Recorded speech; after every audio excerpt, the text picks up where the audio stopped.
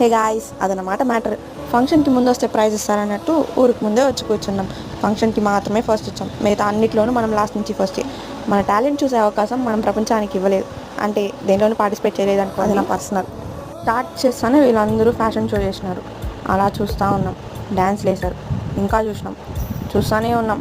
పాటలు పాడినారు, ఏమేమో చేసినారు. అంటే అది వాళ్ళ పర్సనల్.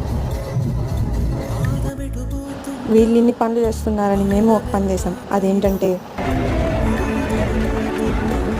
తర్వాత మన సీనియర్స్ అందరూ బాగా ఎమోషనల్ ఫీల్ అయ్యారు.